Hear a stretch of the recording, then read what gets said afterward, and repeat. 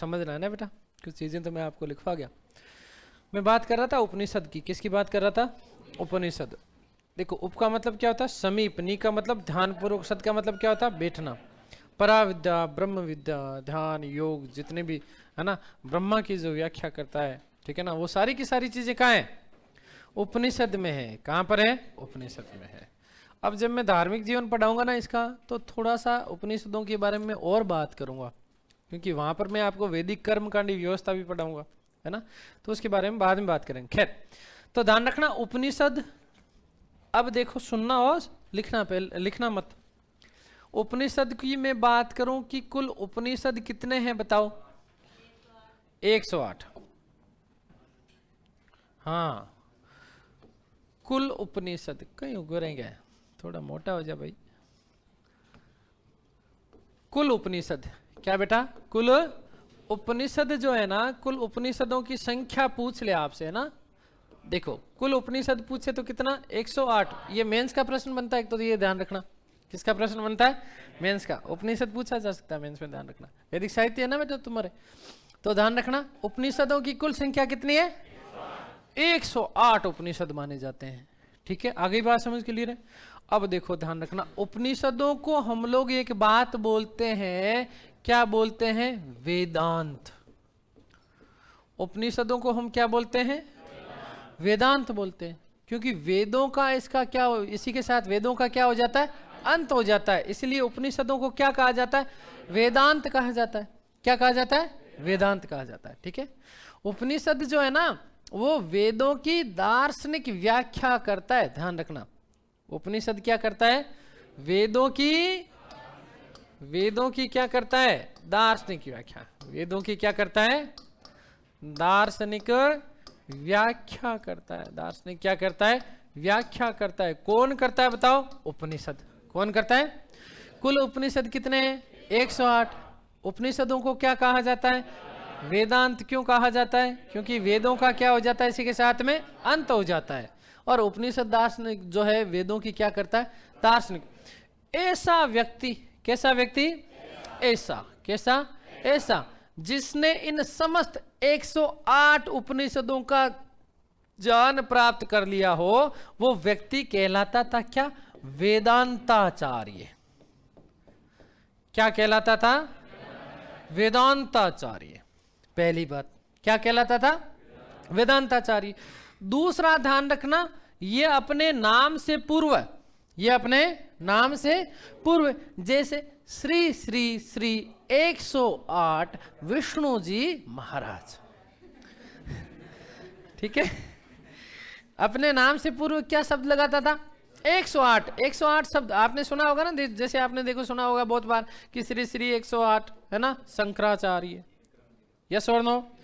वो रवीश कुमार, क्या रवीश कुमार तो टीवी एंकर है ना, वो कई संत हैं मतलब ऐसे, है ना। तो ध्यान रखना, जो अपने नाम से पहले क्या लगाते थे, लेकिन बाद में आगे चल करके कालांतर में क्या हुआ? 1008। भाई हिंदुस्तानियों को कोई तोड़ तो है नहीं, है ना। कट कॉपी पेस्ट करने में हम लोग माहिर है कि नहीं है? चीजें बदलने में हम लोग माहिर है कि नहीं है? अब 1008 बीच में एक जीरो ही तो बढ़ाना था, क्या तक का? 108 की जगह क्या कर दो? 1008 कर दो। क्या कर दो? श्री श्री श्री 1008 आसाराम जी बापू महाराज की जय। है क्या कर दिया? 1008। ठीक है ना, क्योंकि हिंदुस्तानी लोग हर चीज में कुछ ना कुछ अपना निकाल लेते हैं। अब इसके पीछे लॉजिक क्या था ये पता ही नहीं। भाई प्रारंभिक लॉजिक तो ये था कि ऐसा व्यक्ति जिसने कुल 108 उपनिषदों का ज्ञान प्राप्त कर लिया, वो वेदांताचार्य शब्द प्रयोग करता था, और साथ ही साथ शब्द प्रयोग लेता था कितना? 108। क्या? लेकिन 1008 कर दिया, क्योंकि हिंदुस्तानी है, कुछ ना कुछ तो हम करेंगे ना। करेंगे कि नहीं करेंगे? भाई माइक्रोसॉफ्ट वाले बेचारे जो इंजीनियर है, वो लगभग लोगों 3-3, 4-4 साल मेहनत करके रात दिन का कठोर परिश्रम करने के बाद में वो एक ओएस की सीडी बनाते हैं। ओएस का मतलब समझते हो? ऑपरेटिंग सिस्टम, है ना। यस और नो? और वो ओएस की सीडी जो बिड निकलता है उसका, तो करोड़ों खरबों डॉलर में निकलता है। यस और नो? और जैसे ही वो लॉन्च होता है, उसके 3, 4, 5 महीने बाद में हिंदुस्तान में उसी जो खरबों का जो ओएस था, उसका 20-20 रुपए में सीडी मिल रही होती है। यस मिल रही होती कि नहीं मिल रही होती? तो हिंदुस्तानियों में कोई तोड़ नहीं है, हम हर जगह लॉजिक लगा लेते हैं। और खतरनाक लोग भी हैं, है कि नहीं है? दुकान बंद है, क्या है? दुकान बंद है, उसके सामने जाकर खड़ा हो जाएगा आदमी, जाकर खड़ा होकर के दुकान बंद दिख रही है उसको, 5 मिनट वेट करेगा, 5 मिनट वेट करने के बाद में कोई आएगा तो उसको पूछेगा दुकान बंद है।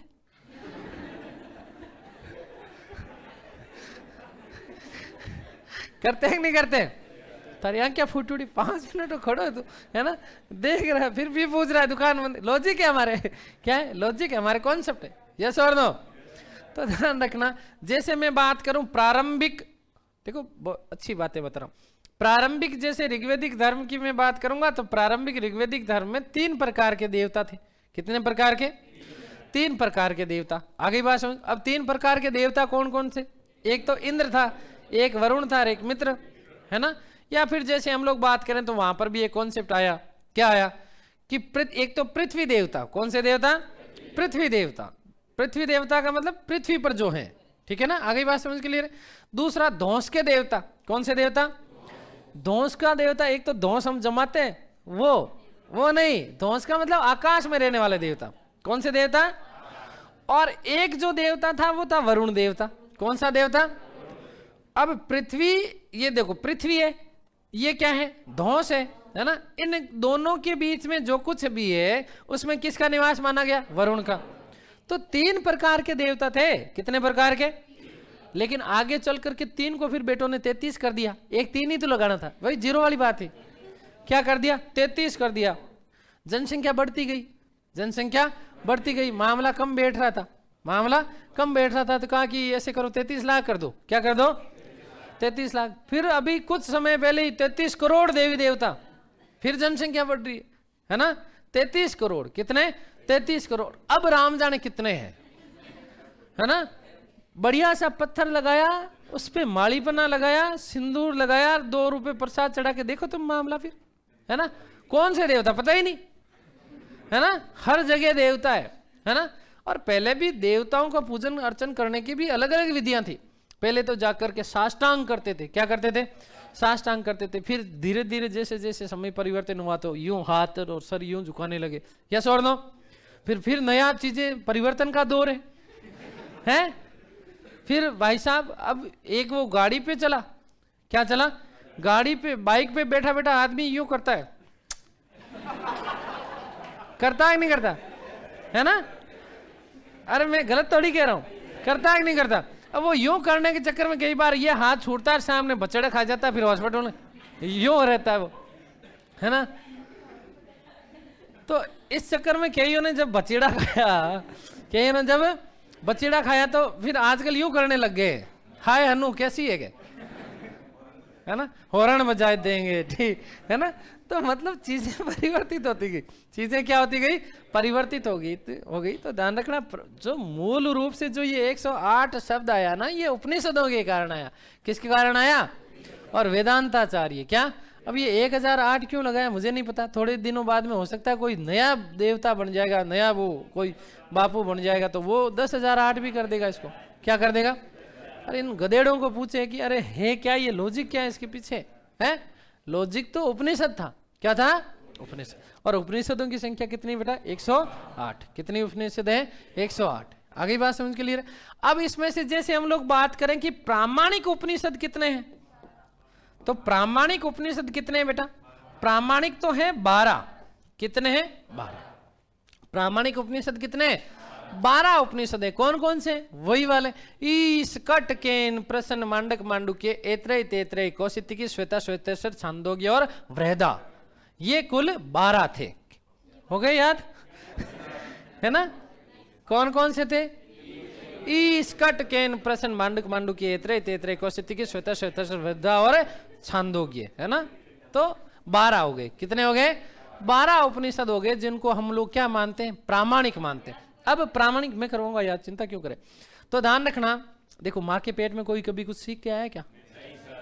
हमने सब सारी चीजें कहाँ 12 करके सीखी ना। तो करने वाला तो कुछ भी कर लेता है। यस और नो? वो मांझी मूवी देखी क्या तुमने? उसको, वो रियलिटी पर आधारित है, पता है। उसने पूरा का पूरा पहाड़ तोड़ दिया है, और उसको कहता ना, क्या समझता रे, बड़ा घमंड है तो रहा है। जब तक छोड़ेंगे नहीं तब तक, जब तक क्या, जब तक हाँ तोड़ेंगे नहीं तब तक छोड़ेंगे नहीं, है ना। देखो कितने मतलब तुम्हें अद्भुत भंडार हो तुम ज्ञान का, है ना। सारी चीजें तो याद, तो ये भी तो याद हुआ ना डायलॉग, हुआ कि नहीं हुआ, तो ये भी याद होगा, ये भी क्या होगा, याद होगा। तो 12 प्रामाणिक माने जाते। 12 प्रामाणिक क्यों माने जाते, इसके पीछे कारण है। आदि गुरु शंकराचार्य, आदि गुरु शंकराचार्य जो हुए, इन आदि गुरु शंकराचार्य ने इन 12 उपनिषदों पर क्या लिखा, भाष्य लिखा। क्या लिखा, भाष्य का मतलब क्या होता है, उसका विस्तार करना। क्या करना, उसका विस्तार किया, उसकी व्याख्या करी। क्या करी, व्याख्या करी थी किसने, आदि गुरु शंकराचार्य ने। किसने, शंकराचार्य ने। इसलिए 12 क्या माने जाते हैं, प्रामाणिक माने जाते हैं। आगे चल करके मैं बात करूं यदि मुगल काल की, कौन से काल की बात करूं, मुगल काल की बात करूं, तो मुगल काल में एक व्यक्ति हुआ था जिसका नाम था दारा शिको। क्या नाम था, नाम सुना कि नहीं सुना, बड़ा बढ़िया राजा हुआ करता था, है ना। अब हालांकि उसको राजा बनने का बेचारे को सौभाग्य मिला नहीं, कुछ समय के लिए मिला, लेकिन फिर भी ध्यान रखना, दारा शिको जो था ना, इस दारा शिको ने 52 उपनिषदों का, कितने उपनिषदों का, 52 उपनिषदों का फारसी भाषा में क्या करवाया, अनुवाद करवाया, जिससे सिर्रे अकबरी कहा जाता है। क्या कहा जाता है, सिर्रे अकबरी कहा जाता है। आगे बात समझ क्लियर है। तो ये बात ध्यान रखना, ये हमने बात कर ली किसकी, उपनिषद की। उपनिषद को हम लोग क्या बोलते हैं, वेदांत बोलते हैं। क्या बोलते हैं बेटा, तो देखो उपनिषद 12 प्रमुख कौन से हैं, ईश, कठ, केन, ईश, कठ, केन, प्रश्न, मुंडक, मींडक नहीं हो। एक भाई से पूछ लिया कि 5 जलीय जीवों के नाम बताओ, कि मींडक, मींडक की माँ, मिंडिक को बापुर, मिंडिक का 2 टाबर, है ना।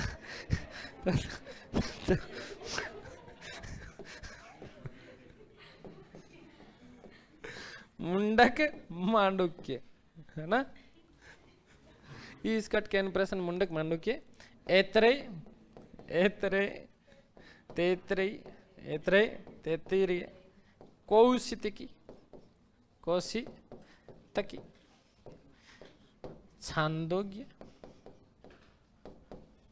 वृहदा, क्या है, वृहदा है, और श्वेता है। क्या है, श्वेता। हो गए क्या 12, 1 2 3 4 5 6 7 8 9 10 11 और 12। ये क्या है बेटा, 12 प्रमुख उपनिषद माने जाते हैं, ठीक है ना। 12 प्रमुख उपनिषद हैं। इनमें से कौन कौन से प्रमुख हैं वो मैं तुम्हें एक टेबल बना करके लिखवा दूंगा, कौन से में क्या उल्लेख मिलता है, ठीक है। आगे बात समझ क्लियर। तो ध्यान रखना बेटा, जैसे नाम ही वृहदा है ना, तो वृहदा का, वृहद का मतलब क्या होता है, बड़ा, सबसे बड़ा कौन सा है। आगे बात समझ क्लियर है।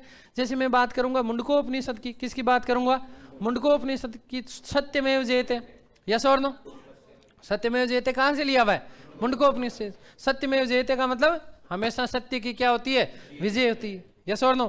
यज्ञ को जीवन डुबाने वाली नौका, यज्ञ को जीवन डुबाने वाली नौका कहा गया, किसमें कहा गया, मुंडकोपनिषद में। कहां पर कहा गया, लेकिन ये लास्ट में लिखवाऊंगा सारी चीजें, कौन से वेद में क्या चीज मिलता है। जैसे मैं बात करूं अथर्ववेद के पृथ्वी सूक्त की, किसकी, अथर्ववेद के पृथ्वी सूक्त की मैं बात करूं तो अथर्ववेद का पृथ्वी सूक्त ध्यान रखना ऋग्वैदिक राष्ट्रीय गीत था। क्या था, ऋग्वैदिक राष्ट्रीय गीत था। तो ये एक साथ में, एक साथ लिखवा दूंगा ताकि तुम्हारी सारी की सारी टेंशन क्या हो जाएगी, खत्म हो जाएगी। आ गई बात समझ में। तो कुल उपनिषदों की हम लोगों ने बात कर ली। एक देखो हम लोग ध्यान रखना, एक हम बोलते हैं बेटा श्रुति। क्या बोलते हैं, श्रुति बोलते हैं। क्या बोलते हैं, श्रुति का मतलब क्या होता है बताओ, देखें, सुनना। श्रुति का मतलब क्या होता है, सुनना। किसको सुनना बेटा, वेदों को। किसको सुनना, तो इसीलिए वेदों को क्या कहा जाता है, श्रुति ग्रंथ कहा जाता है। क्या कहा जाता है, श्रुति ग्रंथ कहा जाता है। तो ध्यान रखना, चाहे वेद कह दूं चाहे मैं श्रुति कह दूं तो एक ही बात है। आगे बात समझ के लिए रहना। इसलिए कई बार जो है ना आपको एग्जामिनर कंफ्यूज करने के जगह पर, सर आप 12 मेजर बोले, कई जगह पर 13 है, कहीं पर 11, तो चिंता मत कर रवि, मैं बताऊंगा बेटा ना, प्रमाण दे दूंगा कल की पुस्तक, कल की जो क्लास होगी ना उसमें।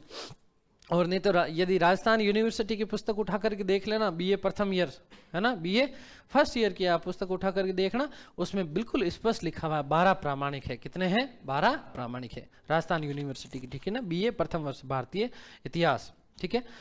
तो कैसी श्रीवास्तव उठा करके देख लेना बेटा, उसमें भी मिलेगा। दिल्ली यूनिवर्सिटी की जहाँ श्रीमाली की पुस्तकें हैं तो उसमें भी मिलेगा।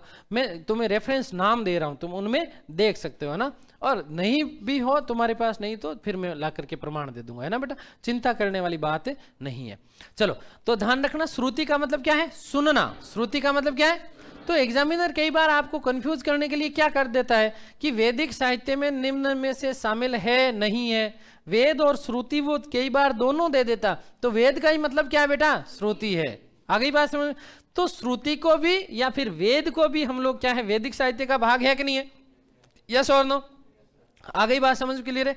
तो ये बात आप लोग विशेष रूप से ध्यान रखना। श्रुति का मतलब क्या होता है? किसको सुनना? तो प्राचीन काल में वेदों को सुनकर के, कैसे करके? सुनकर के एक पीढ़ी से दूसरी पीढ़ी में हस्तांतरित किया जाता था। लिखने के लिए पेज था क्या?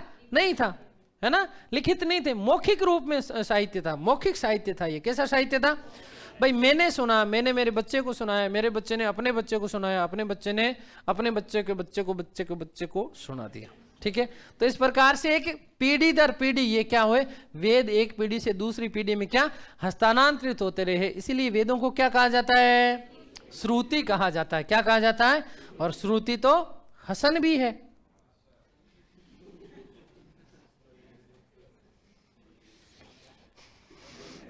चलो, तो ध्यान रखना, श्रुति अर्थात वेदों को क्या कहा गया बेटा? ठीक है। आगे एक शब्द मिलता है, जैसे शब्द मिलता है स्मृतियां। क्या शब्द मिलता है? स्मृतियां। स्मृति का मतलब क्या होता है? याद। स्मृति का मतलब क्या होता है? याद करना। किसको याद करना? वेदों को याद करना। किसको याद करना? महाभारत को याद करना, श्रीमद् भगवत गीता को याद करना, है ना, रामायण को याद करना। किसको याद करना? और स्मृति को, स्मृति को देखना। लो छोरा तू बिगड़ मत, है ना, तो है ना। हाँ, कई जगह स्मृति को देखते हैं भी। मनुस्मृति यदि आपको मिलेगा तो उसको देखोगे ना, पहले देखोगे तभी तो याद होगा, है ना, कि ऐसी थी। क्या? मनुस्मृति क्या चीज है? मनुस्मृति का ध्यान रखना। सबसे प्राचीनतम जो स्मृति मानी जाती है ना, वो सबसे प्राचीनतम स्मृति कौन सी मानी जाती है बेटा?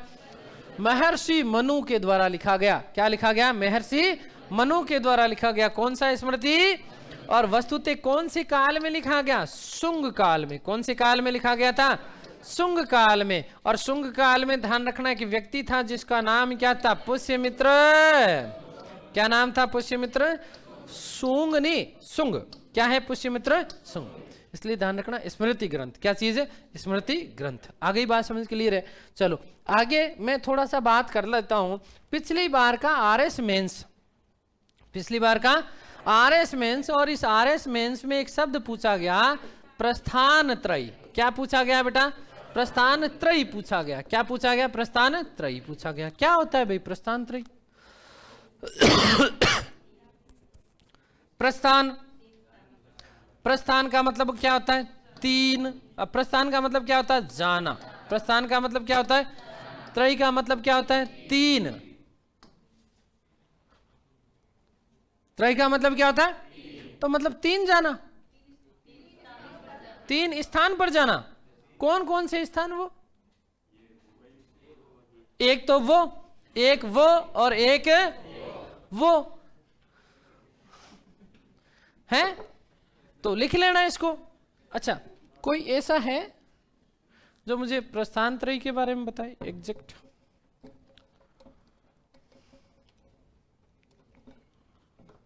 हाँ भाई, पीछे पीछे लास्ट जो नया भाई जुड़ा है ना हमसे, क्या जानते हो बेटा प्रस्थान त्रयी के बारे में? जानते ही नहीं? चलो, इसका तो कभी काम नहीं पड़ा। हाँ बेटा बता। तो तू यूं हाथ कर रही थी ना, गलत समय पे रिएक्शन दे दिया। हाँ, और कोई? मैंने नहीं, मैं तो बताऊंगा, ये जाऊंगा कहाँ? बहुत बढ़िया यार, इसके लिए ताली बजा दो। अब ये 3 ग्रंथ कौन से हैं?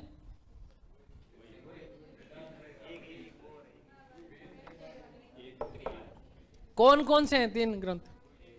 अरे हाँ बेटा, उपनिषद और एक भगवत गीता और ब्रह्मसूत्र भी है। ऐसा कुछ है? चलो ठीक है। अब सुनो, मैंने कोई बात कही, मैंने कोई, ध्यान रखना, प्राचीन हिंदू धर्म संस्कृति का प्रमुख मूल आधार है। बेटा क्या कर रहा है लास्ट वाला रे? तू क्या कर रहा है बेटा? वो लास्ट उधर वाला। हाँ तो बेटा अभी बाढ़ में जाने दे उसको, कॉल को उल्टा कर दे फोन को, है ना। ये बहुत महत्वपूर्ण बातें हैं बेटा, कॉल तो आता रहेगा, कुछ नहीं, ध्यान रखना बेटा, है बेटा। हाँ कोई ना, वाइब्रेट कर दे, साइलेंट ही कर दे इसको, वाइब्रेट कर, सत्यानाश ये रहो। देखो मैंने कोई भी बात कही ना, उसको 3 कसौटियों पर खरा उतारना। उसको कितनी पर? 3 कसौटी पर खरा उतारना। या मैं यूं कहूं कि प्राचीन भारतीय हिंदू सनातन धर्म का मूल आधार था क्या? प्रस्थान त्रयी। भाई विश्व का सबसे प्राचीन धर्म कौन सा माना जाता है? हिंदू धर्म। कौन सा धर्म माना जाता है? तो इस हिंदू धर्म का मूल आधार था, क्या था बेटा? प्रस्थान त्रयी। क्या था? मैंने कोई भी बात कही, मैंने कोई भी बात कही तो क्या वो बात इन 3 कसौटियों पर खरी उतरती है? यदि खरी उतरती है तब तो वो बात सही है, लेकिन अगर वो 3 कसौटियों पर खरा नहीं उतरता तो वो बात क्या है? सही नहीं है। इसलिए 3 प्रस्थान होते हैं। कितने प्रस्थान होते हैं? एक तो होता है श्रुति। क्या होता है बेटा? श्रुति प्रस्थान। सुना ही नहीं होगा तुमने, नहीं सुना ना। दूसरा होता है स्मृति। क्या होता है बेटा? स्मृति प्रस्थान। एक होता है जिसे मैं कहता हूं न्याय प्रस्थान। क्या कहता हूं बेटा? समझ गए?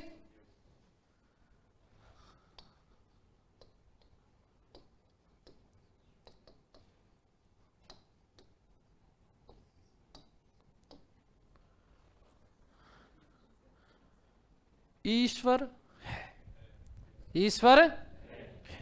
मैंने कह दिया, कहा ना। क्या आप मानते हो ईश्वर है? देखा है किसी ने? तो कैसे कह सकते हो? सुना है तो सुनी हुई हर चीज सत्य होती क्या? सुखदेव सर के 12 सिंगड़े हैं, तुमने सुन लिए होते कहीं किसी से? और सुखदेव सर तुम्हारे सामने है तो 12 सिंह दिखे उसके? कहीं हो भी सकते हैं, तो दिख क्यों नहीं रहे? हाँ तो कैसे होगा? जो दिख रहा है वही तो होगा। प्रमाण है क्या कोई? है? हवा फील होती है, दिखती नहीं है। देखो इसके पक्ष में भी है और इसके विपक्ष में भी है। ये संसार का सबसे बड़ा प्रश्न है, क्या ईश्वर है क्या? जो माने उसके लिए तो है और जो नहीं माने उसके लिए हाँ, उसको रित की अवधारणा कहते हैं। उसको क्या बोलते हैं? रित। क्या बोलते हैं? रित बोलते हैं। समझ गए? तो मैं देखो, मेरा तो अभी तो कोई धर्म ही नहीं है। मैं हमेशा ही कहता हूँ मेरा लक्ष्य केवल ये होता है कि आपको चीजें समझाना।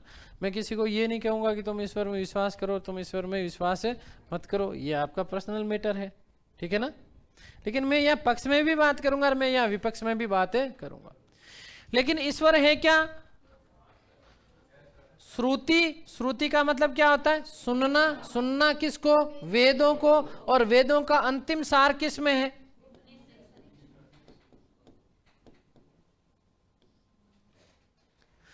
वेदों का अंतिम सार किसमें है? तो वहां तो ब्रह्म की बात कहता है। किसकी बात कहता है? ब्रह्म की बात कहता है। ब्रह्म का मतलब क्या है? ईश्वर है, आत्मा है सो परमात्मा है। आत्मा है सो परमात्मा है। शंकराचार्य ने कहा, फिर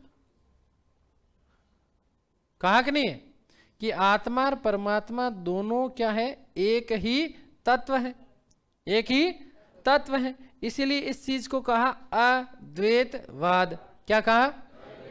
कहा कि नहीं कहा? तो कहीं ना कहीं हम लोग स्मृति जो है उपनिषद में मानते हैं कि ईश्वर है। यस और नो? फिर स्मृति क्या चीज? स्मृति का मतलब क्या है? याद करना। और किसको याद करेंगे?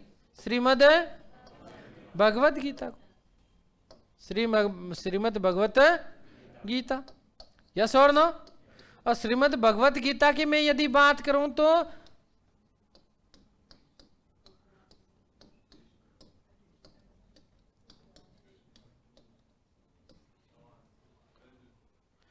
कृष्ण ने उपदेश दिया। किसको बेटा? अर्जुन को। और उन्होंने कहा, क्या कहा? कर्म करो, फल की चिंता मत करो। आत्मा अजर अमर है। आत्मा क्या है? और आत्मा को मारा नहीं जा सकता। आत्मा तो केवल रूप परिवर्तित करती है। क्या करती है? महाभारत का वो दृश्य याद करो, महाभारत का वो दृश्य याद करो जहां पर उन्होंने अर्जुन को अपनी कल्पना शक्ति के माध्यम से भीष्म को मार करके दिखाया था। दिखाया कि नहीं दिखाया? जब भीष्म मरे तो यहां से एक ज्योति निकलती है और भगवान श्री कृष्ण के चरणों में क्या हो जाती है? विलीन हो जाती है। तो नाश तो किसका होता है? शरीर का। नाश किसका होता है? शरीर का। किसका नाश होता है? लेकिन आत्मा तो अजर अमर है, वो तो दिव्य है। और दिव्यता का नाम ही क्या है? दिव्यता का नाम ही क्या है? ईश्वर है। तो मतलब ये बात दो चीजों से मैंने सिद्ध कर दी। एक तो उपनिषद के माध्यम से सिद्ध कर दी और एक मैंने किससे कर दी? आगे बात समझ के लिए न्याय करेगा ये बात। ये जो मैंने दो बातें कही है, क्या ये न्यायपूर्ण है? क्या है न्यायपूर्ण?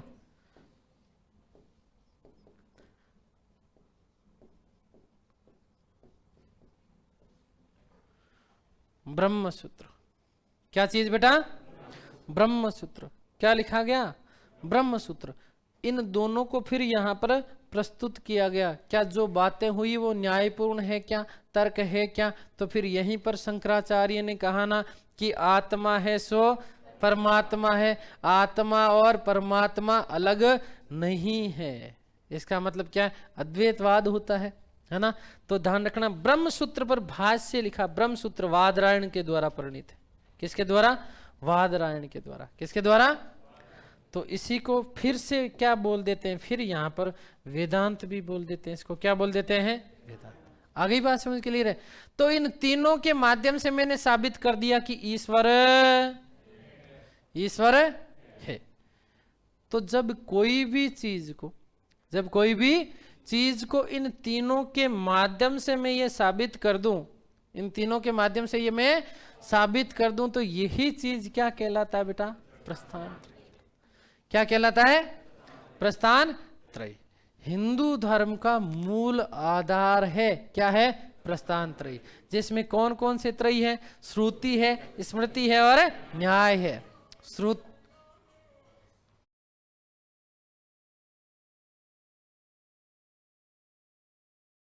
और न्याय। श्रुति का मतलब क्या है बेटा? उपनिषद। स्मृति का मतलब क्या है? और न्याय का मतलब क्या है? ब्रह्म सूत्र। क्या है? ब्रह्म सूत्र। आगे बात समझ। यही तो मेंस में पूछा था पिछली बार, 15 शब्दों में पूछा कि नहीं पूछा? अब लोगों ने, हालांकि आप कोई सी भी टॉपर की भी कॉपी उठा करके देखना आरपीएससी में, ये किसी ने नहीं लिखा श्रुति स्मृति और न्याय। लिखा क्या किसी ने?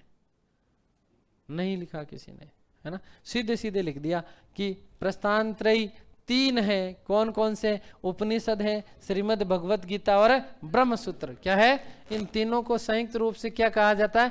प्रस्थान त्रयी। क्या कहा जाता है? तो किसी भी तर्क को इन तीनों के माध्यम से सिद्ध करना ही मूल रूप में क्या कहलाता है? प्रस्थान त्रयी कहलाता है। क्या कहलाता है? प्रस्थान त्रयी कहलाता है। आ गई बात समझ? क्लियर हो गई बात? तो प्रस्थान त्रयी से अब किसी को कोई डाउट है क्या? नहीं है ना? उदाहरण भी दे दिया मैंने, इसको मैं गलत भी साबित कर सकता हूं, कर सकता हूं ना, कर सकता हूं। मेरी कक्षा में कोई ऐसा व्यक्ति जो ईश्वर में विश्वास नहीं रखता, मेरी कक्षा में कोई ऐसा, a single person who does not believe in God है कोई? आया नहीं है वो। अच्छा, कितने ऐसे लोग हैं जो ये मानते हैं कि ईश्वर है? हाथ खड़ा करो तो क्या? तो इसका मतलब एक व्यक्ति, दो व्यक्ति अपने आप हो गए जो ईश्वर में विश्वास नहीं रखते है ना? अच्छा, कितने लोग ऐसे हैं जो असमंजस में है कि ईश्वर है और नहीं है? जो असमंजस में है, भगवान की सब भक्ति करते हो, ईश्वर से सबकी दीर्घायु की कामना करते हो, खुद के लिए भी करते हो, यस और नो? करते हैं ना बेटा, करते हैं। इस संसार में इससे ज्यादा स्वार्थी और कुछ नहीं हो सकता। स्वार्थ इट मीन्स खुद के लिए जो सोचे वो स्वार्थी हम लोग कह देते हैं, लेकिन वो गलत थोड़ी ही है?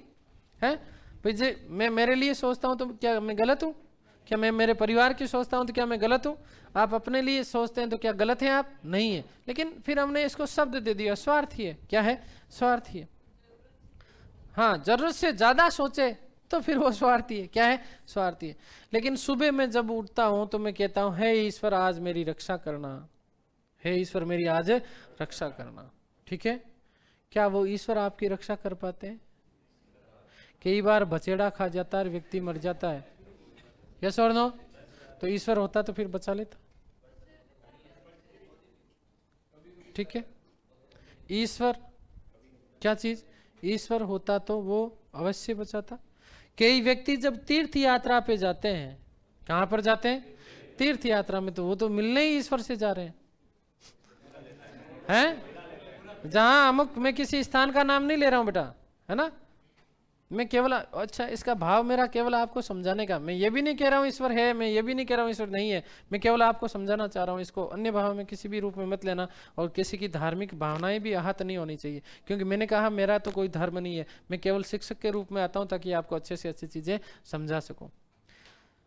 तीर्थ यात्रा जाते हैं, अमुक स्थान पे जाते हैं, वहां मानते हैं कि ईश्वर का वास है, और वहीं पे व्यक्ति मर जाता, बचेड़ा बोल जाता, फिर क्या हुआ है? और ऐसी ऐसी स्थितियां हो जाती है जहां पूरे के पूरे परिवार का पालन पोषण करने वाला व्यक्ति भी एक ही है, यस और नो? तो वो उसके पूरे परिवार का जो आधार होता है वही खत्म हो जाता। तो क्या ईश्वर इतना निर्दयी हो सकता है? क्या है? अब तुम ही बताओ, मुझे नहीं पता।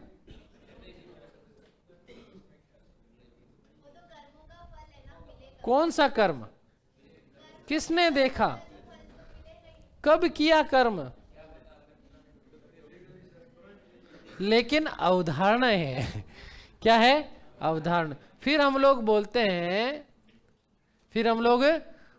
हैं कि क्या उसकी नियति थी? क्या थी उसकी? नियति थी। तो कहीं ना कहीं चीजें तो ध्यान रखना भाग्यवाद की ओर भी इंगित करती है, और कहीं ना कहीं ईश्वरवाद की तरफ भी इंगित करती है। जब व्यक्ति के मन मुताबिक चीजें हो जाती है तो उसको लगता है ईश्वर है, और जब व्यक्ति के मन मुताबिक चीजें नहीं होती है तो उसको लगता है ईश्वर नहीं है। एक मैं छोटा सा उदाहरण देता हूं। परीक्षा में बैठे हैं, कहां पर बैठे हैं? कई बार आप ईश्वर का नाम लेकर के जो प्रश्न गोला काला करके आते हो वही गलत हो जाता है। उसी समय आप ही के मन में सबसे पहला भाव यही आता है कि ईश्वर, मैं गलत कह रहा हूं क्या? है?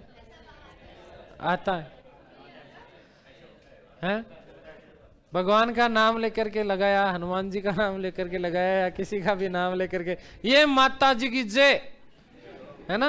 अब वो जय में तुम्हारा बछेड़ बोल जाता है। सबसे ज्यादा दुख ये भी होता है जब 0 पॉइंट कुछ से रह जाते हो। सबसे ज्यादा गालियां किसको देते हो?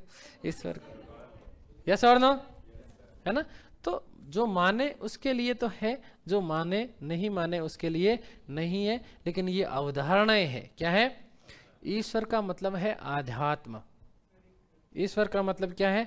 आध्यात्म। क्या है? आध्यात्म। जीवन में आपको कभी जीवन में कभी आपको विपश्यना करने का अवसर मिले, क्या करने का अवसर मिले, विपश्यना करने का अवसर मिले, तो जरूर करिएगा। वहां से आपको बहुत सारे आपके प्रश्नों का उत्तर मिलने वाला है। ठीक है, खैर ये तो मैंने पक्ष में भी बोला, ये मैंने विपक्ष में भी बोला। मैं तो खुद ईश्वर में विश्वास करता हूँ। तो ईश्वर का मतलब आध्यात्म है, और आध्यात्म का मतलब आपकी अंदर की शक्तियां हैं, आपकी आस्था है। तो आस्था कहीं पर भी किसी भी रूप में खंडित नहीं होनी चाहिए। ये तो हमारे अध्ययन की बात थी, है ना, क्योंकि विश्वास ही तो सब कुछ कराता है। यस और नो? बस इसलिए विश्वास बनाए रखो। क्या बनाए रखो? विश्वास बनाए रखो। और कहीं ना कहीं फिर नियति की भी बात करते हैं श्रीमद् भगवद गीता में। कौन? भगवान श्री कृष्ण। कर्म करो, फल की चिंता मत करो। ठीक है, और की हुई चीज कभी भी विफल नहीं होती है। ठीक है, आगे बात समझ क्लियर है? हाँ बेटा बोल। मैंने तो कुछ कहा ही नहीं, एक शिक्षक था उसने कहा। हाँ हाँ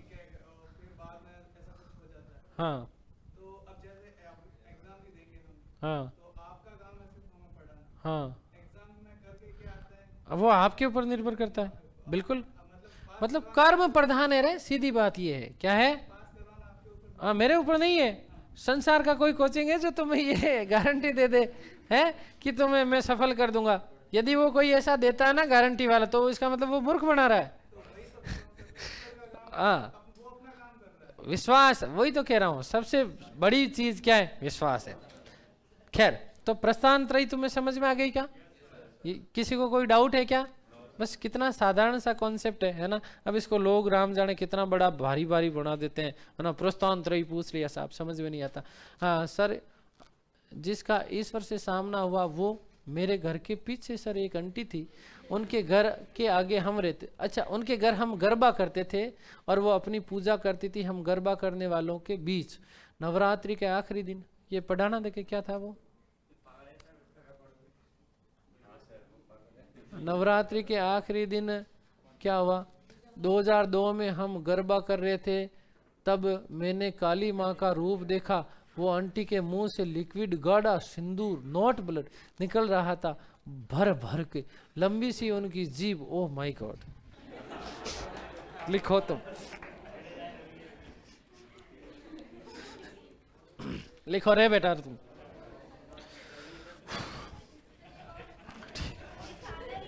हैं? सागर है ये, रवि है ये, है ना। हाँ, रवि है, जारेडा, रवि जारेडा है कोई, ठीक है ना, है ना।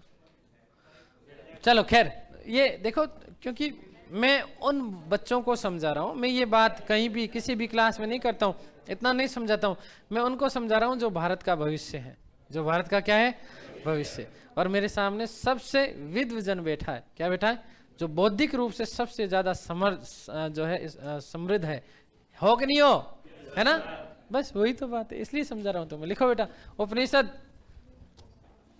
कुल उपनिषदों की संख्या, कुल उपनिषदों की संख्या 108 है। कुल उपनिषदों की संख्या 108 है।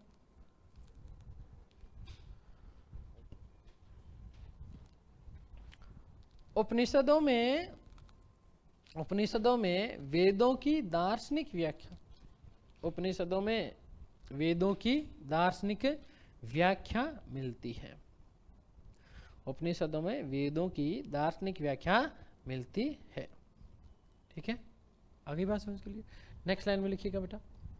उपनिषदों को वेदांत भी कहा जाता है। उपनिषदों को वेदांत भी कहा जाता है। ठीक है, उपनिषदों को क्या कहा जाता है? वेदांत भी कहा जाता है। कोष्टक में लिख लो, लिखना चाहो तो, क्योंकि इसी के साथ वेदों का अंत हो जाता है। इसी के साथ वेदों का अंत हो जाता है। ठीक है, नेक्स्ट लाइन में लिखिएगा। इन समस्त 108 उपनिषदों का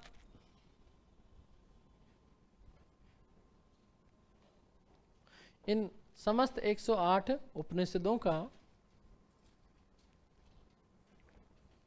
जिस व्यक्ति ने ज्ञान प्राप्त कर लिया हो, जिस व्यक्ति ने ज्ञान प्राप्त कर लिया हो, जिस व्यक्ति ने ज्ञान प्राप्त कर लिया हो उसे वेदांताचार्य कहा जाता था, उसे वेदांताचार्य कहा जाता था। ठीक है, उसे वेदांताचार्य कहा जाता था। ठीक है, नेक्स्ट लाइन में लिखिएगा बेटा जी। कुल 12 प्रामाणिक उपनिषद माने जाते हैं। कुल 12 प्रामाणिक, प्रामाणिक है ना, प्रामाणिक शब्द नहीं होता, प्रामाणिक होता है, शुद्ध शब्द है ना। कुल 12 प्रामाणिक उपनिषद माने जाते हैं।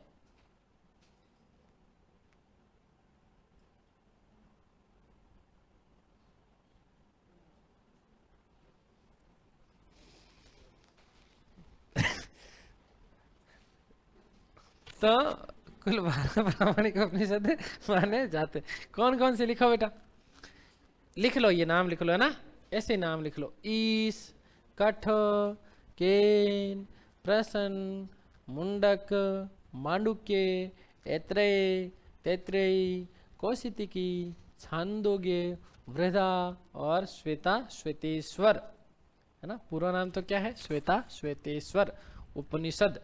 ईशोपनिषद, कठोपनिषद, केनोपनिषद, प्रश्नोपनिषद, मुंडकोपनिषद, मांडुक्योपनिषद, ऐत्रेयोपनिषद, तैत्रेयोपनिषद, कौशितकोपनिषद, है ना, ऐसे। लेकिन आप लोगों को ऐसे भारी भरकम नहीं करना, इसी से समझ जाओगे ये सारी चीजें। हाँ बेटा,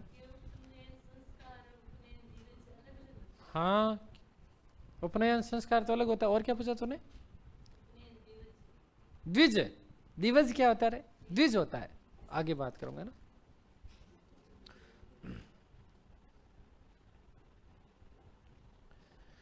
ऐत्रेय, तैत्रेयी, कौशितिकी, छांदोग्य, वृहदा और श्वेता।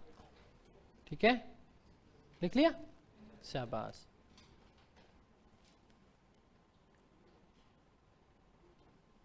तो अब कुछ बातें और लिखो बेटा। ठीक है, लिखो। सत्यमेव जयते, सत्यमेव जयते का उल्लेख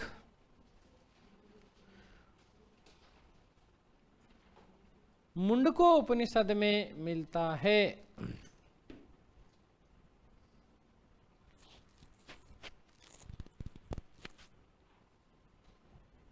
सत्यमेव जयते का उल्लेख मुंडको उपनिषद में मिलता है। अच्छा, लोकपाल जानते हो क्या? लोकपाल क्या होता है बेटा? है? हाँ, लोकपाल संस्था है। हाँ हाँ, शिकायतों का निवारण होता है ना। अच्छा, लोकपाल का ध्येय वाक्य क्या है?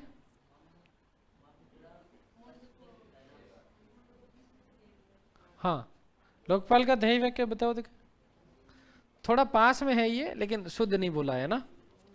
अच्छा, लोकपाल का ध्येय वाक्य कहां से लिया हुआ है? देखो, सत्यमेव जयते तो मुंडकोपनिषद से, कहां से लिया गया? ये सत्यमेव जयते क्या बेटा? भारत का आदर्श वाक्य है ना। ध्येय वाक्य बोल दूं या मैं आदर्श वाक्य बोल दूं। लोकपाल क्या चीज?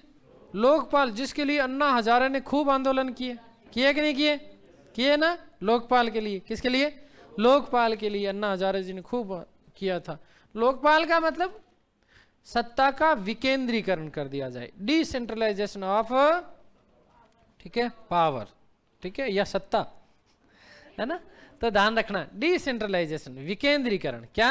विकेंद्रीकरण। विकेंद्रीकरण का मतलब क्या होता है बेटा? है बांट देना। किसको बांट देना बेटा? प्रसाद को। है, इधर देखना रे बेटा, देखो इधर देखो, ध्यान देना। भारत में सर्वोच्च व्यक्ति होता है कौन बेटा? राष्ट्रपति। अरे राष्ट्रपति संवैधानिक प्रमुख है भाई, राष्ट्रपति। लेकिन वास्तविक शक्तियां किसके हाथों में निहित होती है? राष्ट्रपति। भारत में सत्ता का सबसे छोटा अधिकारी कौन होता है? ग्राम सेवक। अभी ग्राम सेवक की वैकेंसी निकली हुई ना। तो जब राष्ट्रपति कोई आदेश जारी करता है, क्या जारी करता है? और वो विभिन्न कड़ियों के माध्यम से कहां पहुंचता है? सेंट्रलाइजेशन है ना, केंद्रीकरण। क्या है? लेकिन यही चीज यहां से यहां पहुंचे, उल्टा डिसेंट्रलाइजेशन। इसी को क्या बोलते हैं? विकेंद्रीकरण। क्या बोलते हैं? तो अंतिम सत्ता लोकपाल में निहित हो, यही चीज क्या है? विकेंद्रीकरण। इसी के लिए बात कही किसने? अन्ना जी ने। किसने कही थी? अन्ना जी ने। और लोकपाल बिल पारित किया गया, है ना? किया कि नहीं किया? अब लोकपाल का ध्यान रखना, ध्येय वाक्य क्या है?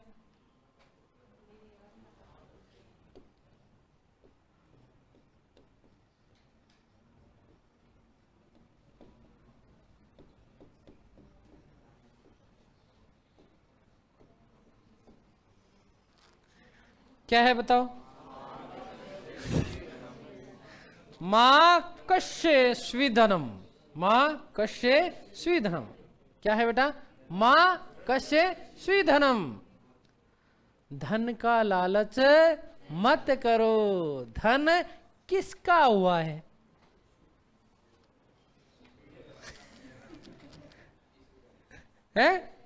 किसका हुआ है? किसी का नहीं हुआ। तुम्हारा कैसे हुआ? है ना?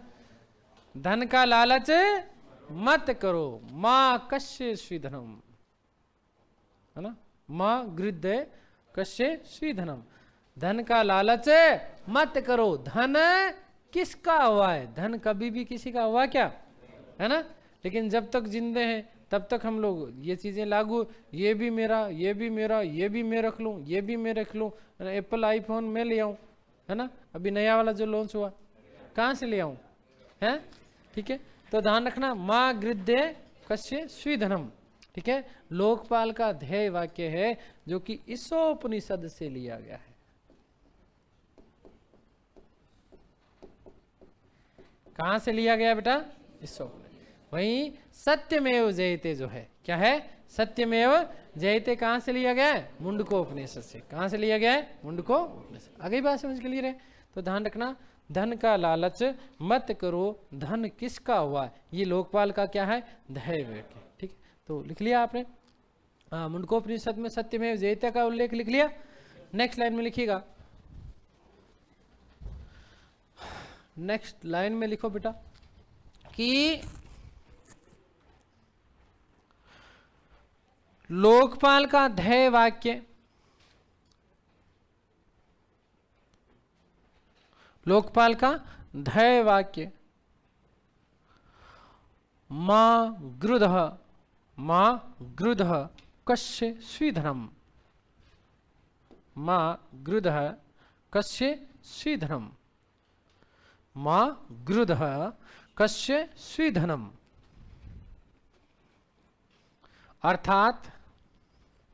अर्थात धन का लालच मत करो, धन किसका हुआ है?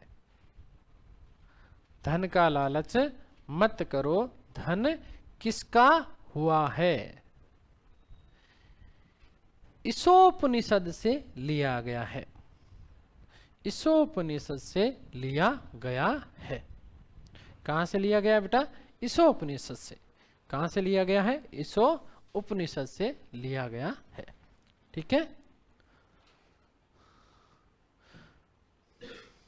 ठीक है, नेक्स्ट लाइन में लिखिएगा, श्रुति अर्थात सुनना। श्रुति अर्थात सुनना। श्रुति अर्थात सुनना। वेदों को एक पीढ़ी से, वेदों को एक पीढ़ी से दूसरी पीढ़ी में, एक पीढ़ी से दूसरी पीढ़ी में सुनकर, वेदों को एक पीढ़ी से दूसरी पीढ़ी में सुनकर हस्तांतरित किया गया।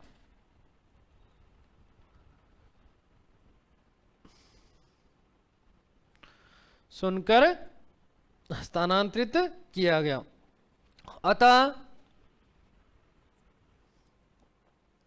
अतः वेदों को श्रुति भी कहा जाता है।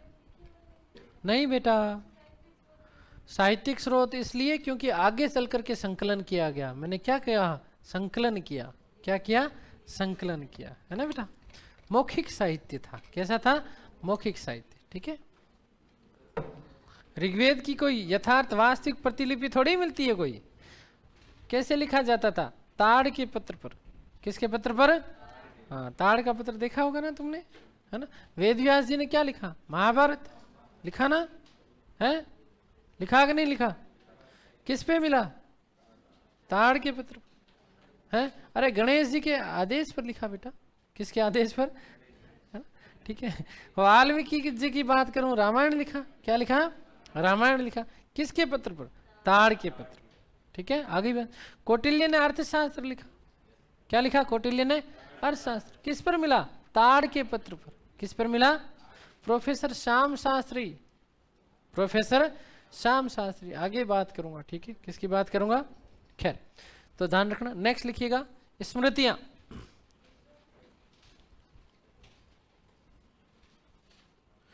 स्मृतियां लिखो। वेदों के अनुपूरक ग्रंथ हैं। वेदों के अनुपूरक ग्रंथ हैं। वेदों के अनुपूरक ग्रंथ हैं। ठीक है ना। जिन्हें वैदिक साहित्य में शामिल नहीं किया जाता। वेदों के अनुपूरक ग्रंथ हैं जिन्हें वैदिक साहित्य में शामिल नहीं किया जाता। वैदिक साहित्य में शामिल नहीं किया। सबसे प्राचीनतम स्मृति ग्रंथ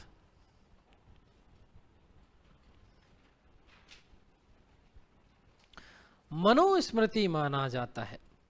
सबसे प्राचीनतम स्मृति ग्रंथ मनुस्मृति माना जाता है। सबसे प्राचीनतम ग्रंथ मनुस्मृति माना जाता है। ठीक है। रामायण, श्रीमद् भगवत गीता, रामायण, श्रीमद् भगवत गीता इत्यादि भी स्मृति ग्रंथ माने जाते हैं।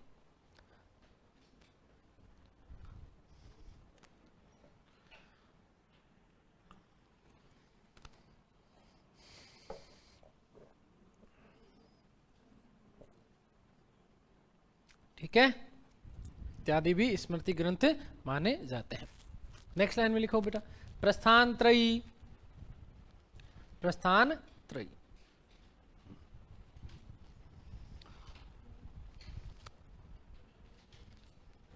प्रस्थान त्रयी, इसमें लिखो बेटा, यह शब्द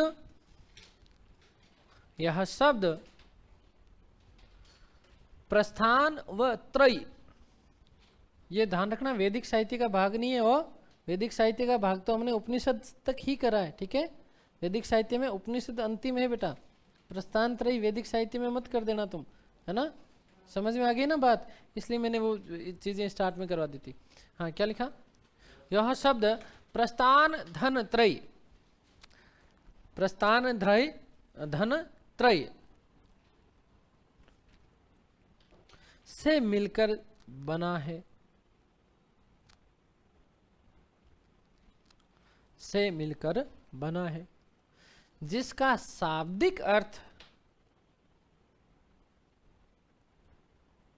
जिसका शाब्दिक अर्थ तीन ओर से जाना, जिसका शाब्दिक अर्थ तीन ओर से जाना। ठीक है।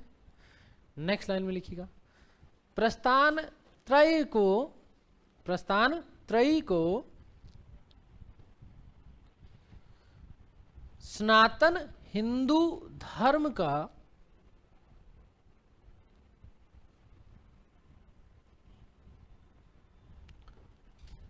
सनातन हिंदू धर्म का मूल आधार माना जाता है।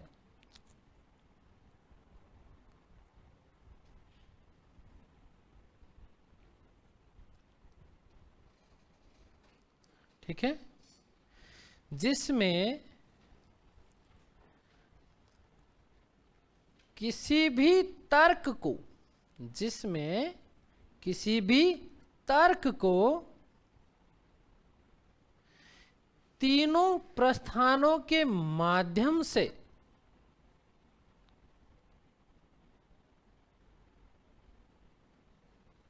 सही साबित किया जाता है। तीनों प्रस्थानों के माध्यम से सही साबित किया जाता है। यदि वो, देखो ध्यान देना, यदि वो तर्क इनकी कसौटी पर खरा नहीं उतरता, इसका मतलब वो चीज क्या है? गलत है। वो चीज क्या है? गलत है। अब बस बेटा लिख लो, 3 प्रस्थान माने जाते हैं, है ना? 3 प्रस्थान माने जाते हैं। नंबर 1 श्रुति।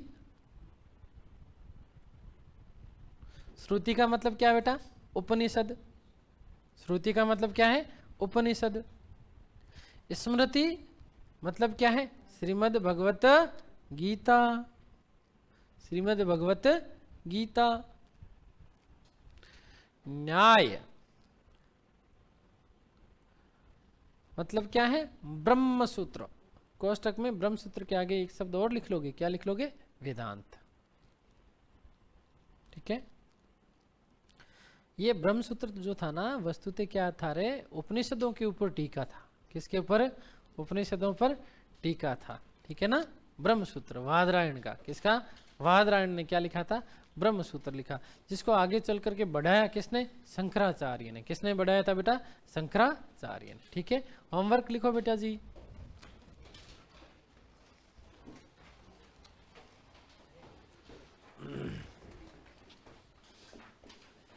उपनिषद 50 शब्द लिखो। लिख लोगे? प्रस्थान त्रयी लिख लो।